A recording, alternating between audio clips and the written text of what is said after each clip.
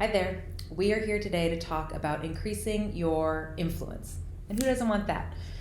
If you're watching this as a leader, then influence is essentially your job description. We influence in order to get pretty much anything done, especially at work.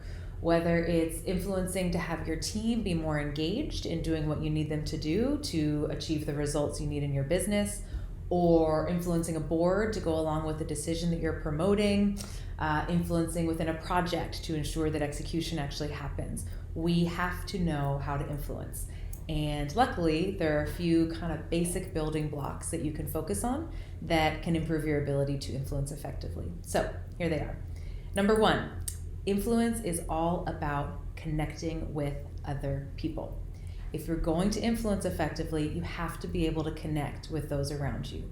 Don't do it with an agenda. Don't do it with that end result in mind already of trying to get them to do something you want them to do. Leave that out the door. Just focus on connecting with the other human beings around you.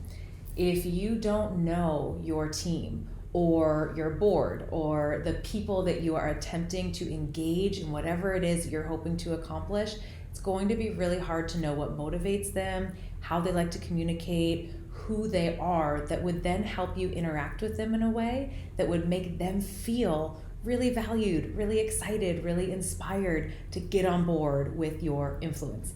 So how do we connect with other people? Number one, the thing that I have to emphasize is emotional intelligence.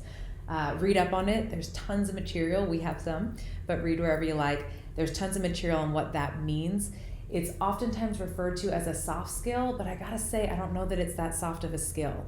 Emotional intelligence is about being able to be aware of our own emotions, what's going on inside of us, being able to accurately empathize and connect with and understand what's going on inside of other people, and then making decisions, wielding our own conduct in such a way that it really honors and plays well to our own emotional state as well as that of others. At the end of that, we are able to better influence other people's emotions. And we, humans, are emotional beings. We do things. We are governed in large sense by our own emotional experiences on a day-to-day basis. So as a leader, by mastering or improving emotional intelligence, you are much better equipped to improve your ability to influence others. Thing two, in terms of connecting with other people, is take the time to really get to know them. If you don't know them, it's going to be hard to understand them and therefore to have that influence that you're desiring. So really take the time, put down your phone, look people in the eye. When you ask them how they are or questions that help you see who they are, really listen, really take that time. And thing three, and this cannot be underscored enough, you have to have the right level of trust in your relationships. And trust comes from a lot of different places, but at the end of the day, it is small acts over the long haul.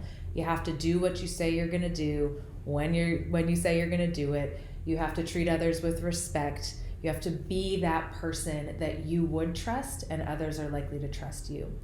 If you have those components, emotional intelligence, taking the time to get to know people, and establishing good trust, chances are your connections are pretty strong. And that is the first step towards influence.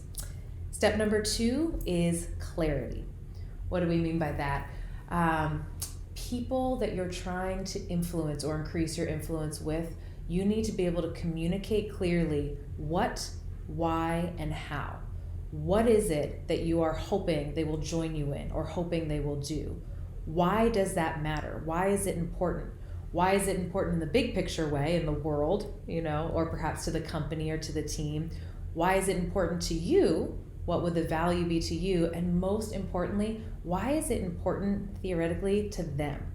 People do things for their reasons, not ours. So if we can help bridge that gap and help them understand, ask the right questions or give the right information so that they can make that linkage between here's what's being asked and here's why it matters to me, they're much more likely to go along with what it is you're trying to influence. And thing three is how, and this looks different in different relationships, different roles, different projects. But as a leader, being able to communicate what needs to happen, why it matters, and the basics of how. Even if that's just, here's who's responsible, please follow up with them, or here's when we will follow up. There needs to be some semblance of how. Even if it's, for that matter, I'd like you to be the accountability champ on this. Please let me know what your project plan is. That's fine, but it needs to be clear. Communication, communication, communication. Over communicate. Use Slack and Teams and email and text and phone calls and in-person meetings and off-site sessions, whatever. If you haven't already done it with your team, try to have a channel guide established that says what form of communication is best for what things. But make a habit of over communicating. People need to hear things many times for it to really sink in and be clear. And I guarantee the amount of time that you spend thinking about those things that are really important to you as a leader is going to supersede what the average person on your team or in your sort of sphere of influence spends thinking about it. So over communicate, be as clear as you possibly can be.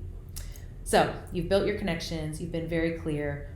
The third thing as it relates to influence that is inestimably important is action. Action, action, action. There's a quote, one of our clients here at Werq really glommed onto this one, and she has it now on the cover of her journals, etc. She's a very effective leader already, but the quote is, you get what you tolerate. I'll say it again, you get what you tolerate. If as a leader, there are people in your organization, on your team, in your life, in any capacity, that are doing things that are outside of what you really want to see from them, they will continue to do them if you continue to tolerate them. So as it relates to action, as action relates to influence, we need to be the person who is responsible, who actually puts one foot in front of the other to follow up on what it is we said we wanted to see happen. That relates to both rewarding and praising and expressing appreciation. You want to be active in that. You want to give that bonus or that raise or that promotion or simply that word of affirmation when someone does exactly what it is you hope that they would do. But we also want to hold people very accountable if they're acting outside of what we expect or engaging in a way that just isn't a culture fit or isn't going to move our organization or our team forward. We have to hold it accountable, or ultimately that's on us. And it will decrease our influence because folks see that we're not really putting our actions where our words were, right? And that also circles back to the top, decreases trust. So connection, clarity, and action. Those are your three best pathways to influence. Underpinning that, we're going to make the generous assumption here that you've got kind of the basics, already at play here. So you're showing up on time to meetings, you're not interrupting people too much when they're talking.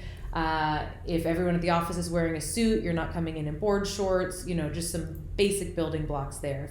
If you're applying the first three strategies and still struggling with influence, maybe look at some of those more basic things. But if you can look at your connections, can make sure that you communicate clearly, and can take the right actions, you're well on your way to enhancing influence.